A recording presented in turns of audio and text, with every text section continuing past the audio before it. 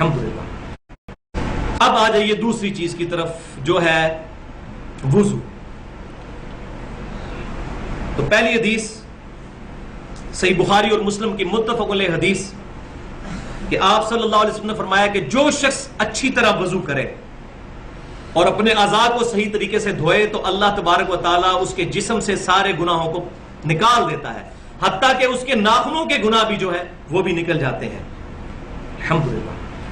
دوسری حدیث بھی صحیح بخاری اور مسلم کی متفق علیہ حدیث ہے کہ آپ صلی اللہ علیہ وسلم نے فرمایا جب مسلمان فرض نماز کا وضو اچھی طرح کرتا ہے، اس کے بعد خشوع خضوع سے نماز پڑھتا ہے، تو اس نماز سے پہلے جتنے گناہ ہوئے تھے اللہ تبارک و تعالیٰ معاف فرما دیتا ہے۔ اور صحیح مسلم کے الفاظ آگے یہ ہے کہ بشرطے کہ اس دوران کبیرہ گناہ نہ کیے ہوں۔ کبیرہ گناہ نیک اعمال سے معاف نہیں ہوتے، وہ توبہ سے معاف ہوتے ہیں۔ تو یہ کہا جاتا ہے نا جو وضو کرنے سے یا نماز پڑھنے سے گناہ معاف ہو جاتے ہیں، اس سے مراد چھوٹے گناہ ہیں، آٹومیٹکلی وداؤٹ توبہ کے چھوٹے گناہ معاف ہو جاتے ہیں، لیکن بڑے گناہ جو ہیں کبیرہ گناہ، اب یہ ہماری بدقسمتی ہے کہ اکثر گناہ کبیرہ ہی ہیں، جھوٹ، چغلی، غیبت، گالی گلوچ، ماں باپ کی نافرمانی، اکثر گناہ جو ہیں وہ کبیرہ ہی ہیں۔ تیسری حدیث صحیح بخاری اور مسلم کی متفق علیہ حدیث ہے کہ آپ صلی اللہ علیہ وسلم نے فرمایا کہ میری امت کے لوگ جب قیامت والے دن بلائے جائیں گے تو ان کے چہرے، پیشانی اور یہ ہاتھ چمک رہے ہوں گے ان کے اعضائے وضو کی وجہ سے، لہذا تمہیں چاہیے کہ اپنی چمک کو بڑھاؤ۔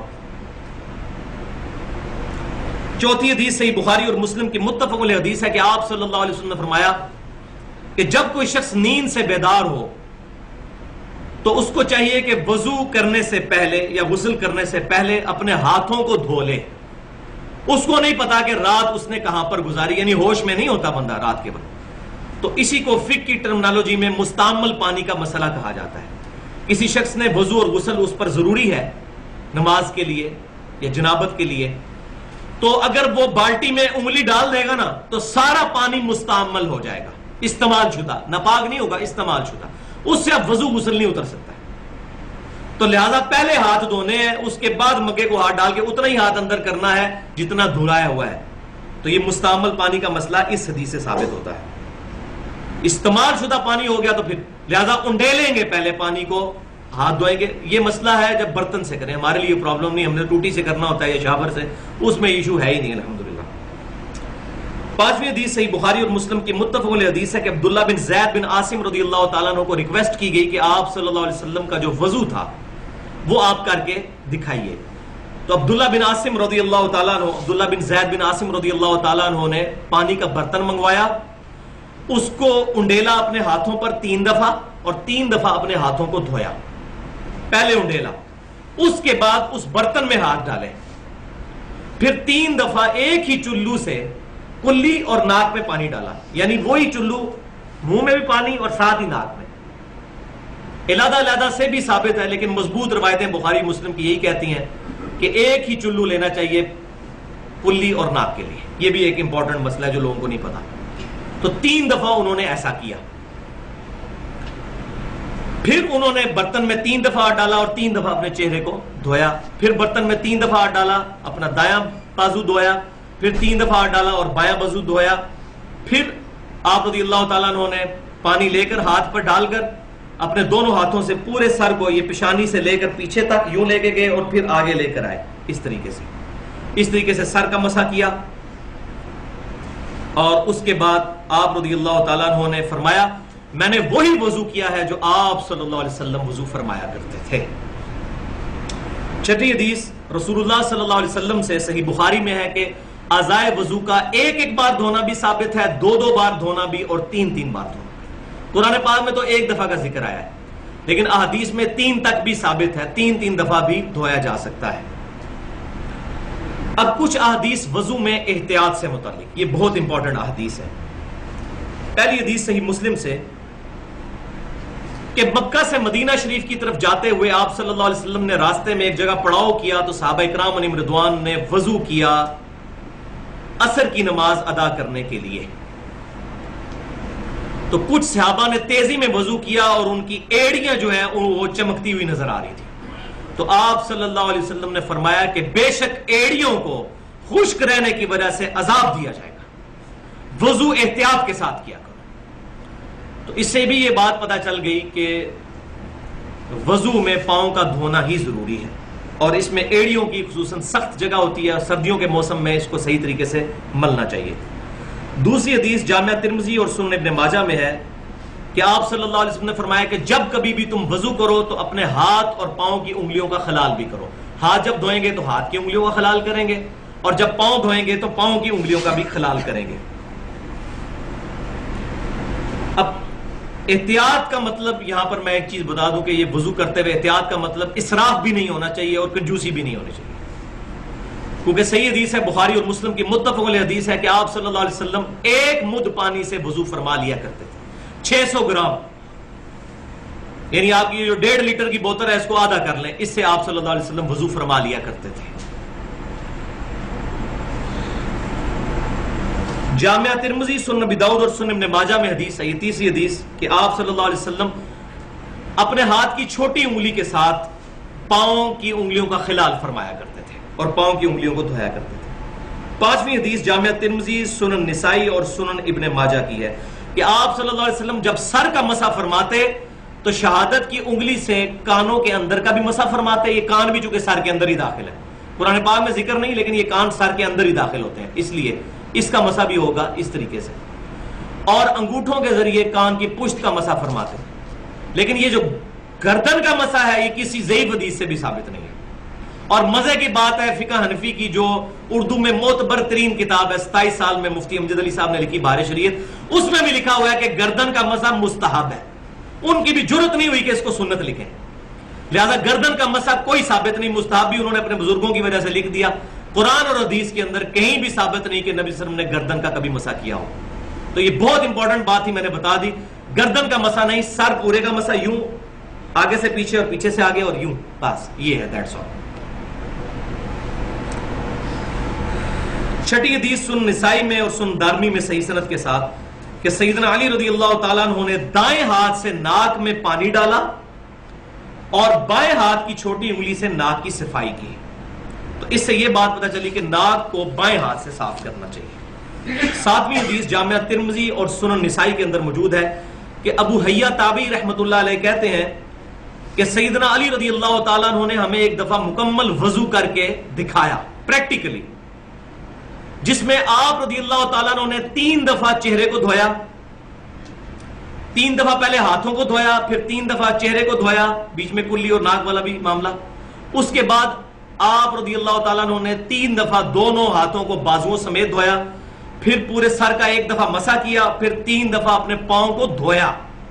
لہذا سیدنا علی سے بھی پاؤں دھونا ہی ثابت ہے. ہمارے پاس جو صحیح سند سے روایتیں پہنچی ہیں، یہ خصوصاً میں اہل تشیع کے حوالے سے بات کر رہا ہوں. اور پھر آپ رضی اللہ تعالیٰ عنہ نے وضو کا بچا ہوا پانی کھڑے ہو کر پیا. یہ بھی سنت ہے کہ لوٹے میں جو پانی بچ جائے اس کو کھڑے ہو کر پینا. زمزم کو کھڑے ہو کر پینا اور وضو کے بچے ہوئے پانی کو کھڑے ہو کر پینا سنت ہے. اور پھر سیدنا علی نے فرمایا کہ میرا وضو کرنے کا ارادہ نہیں تھا، میں نے صرف اس لیے وضو کیا کہ تاکہ تمہیں دکھاؤں کہ نبی صلی اللہ علیہ وسلم کس طرح وضو فرمایا کرتے تھے. تعلیم کے طور پر وضو سکھایا. 8ویں حدیث صحیح بخاری اور کے اندر موجود ہے تعلیقاً اور صحیح سند کے ساتھ، مسند امام احمد اور سنن نسائی میں موجود ہے کہ آپ صلی اللہ علیہ وسلم نے فرمایا کہ مسواک استعمال کیا کرو، اس میں تمہارے رب کی خوشنودی ہے. رب خوش ہوتا ہے مسواک استعمال کرنے سے. لہذا اگر دانتوں کے لیے کوئی ٹوتھ پیسٹ بھی استعمال کرتا ہے اور نیت دانتوں کو صاف کرنا ہے، اس کو بھی ثواب ملے گا. تو ٹوتھ پیسٹ آج کل استعمال کرنا ضروری ہے کیونکہ ہماری غذائیں بھی بڑی مرغن ہو چکی ہوئی ہیں، بہت چکنائی والی غذائیں. ٹوتھ پیسٹ اپنی جگہ استعمال کریں اور وضو کے ساتھ مسواک کو بھی استعمال کریں تاکہ اس کا ثواب بھی ملے کیونکہ سنت ہے. اور صحیح بخاری اور مسلم کی متفق علیہ حدیث ہے کہ آپ صلی اللہ علیہ وسلم نے فرمایا اگر مجھے امت کی مشقت کا خیال نہ ہوتا تو میں امت کو حکم دے دیتا کہ وہ مسواک کریں ہر نماز کے ساتھ، ہر وضو کے ساتھ. لیکن آپ صلی اللہ علیہ وسلم نے امت پر شفقت فرمائی اور اس چیز کو obligatory نہیں رکھا، آپشنل رکھ دیا. لیکن اس سے یہ رزلٹ نہیں نکالنا چاہیے کہ انسان اس سنت کو چھوڑ دے. اس کا یہ مطلب ہے کہ سنت بہت اہم ہے، اس پر عمل کیا جائے. اب 16ویں حدیث صحیح مسلم میں ہے کہ نبی صلی اللہ علیہ وسلم نے فرمایا کہ جو شخص وضو کرنے کے بعد پڑھ لے اشہد اللہ الہ الا اللہ وحدہ لا شریک لہ واشہد ان محمدًا عبدہ ورسولہ، اللہ تعالیٰ جنت کے 8 دروازے اس کے لیے کھول دیتا ہے۔ الحمدللہ۔ اس میں آسمان کی طرف دیکھنا، انگلی اٹھانا شرط نہیں، وہ روایتیں بالکل ضعیف ہیں۔ صحیح مسلم میں بس اتنے ہی الفاظ ہیں کہ 8 دروازے کھل جائیں گے یہ دعا پڑھنے سے۔ اور 17ویں حدیث سنن نسائی الکبریٰ کے اندر صحیح سند کے ساتھ ہے کہ آپ صلی اللہ علیہ وسلم نے وضو کے بعد یہ دعا بھی پڑھی ہے، سبحانک اللہم وبحمدک اشہد ان لا الہ الا انت استغفرک واتوب الیک۔ اور ساتھ تابعی کے اقوال بھی موجود ہے، قول بھی، کہ جو شخص یہ پڑھے گا اللہ تعالیٰ اس دعا کو قیامت تک کے لیے اس کو محفوظ کر کے رکھ دے گا اور قیامت تک اس کا اجر عظیم عطا فرمائے گا۔ تو یہ محفل سے اٹھنے کی جو دعا ہے یہ وہی والی دعا وضو کے بعد بھی ثابت ہے، دیکھ لیں۔ اب میرے ایمان کا تقاضا ہے کہ میں چلتے چلتے وضو کی جب بات ہوئی ہے تو اب میں آخری ایک حدیث اپنے ایمان کو تازہ کرنے کے لیے بیان کر دوں۔ صحیح بخاری میں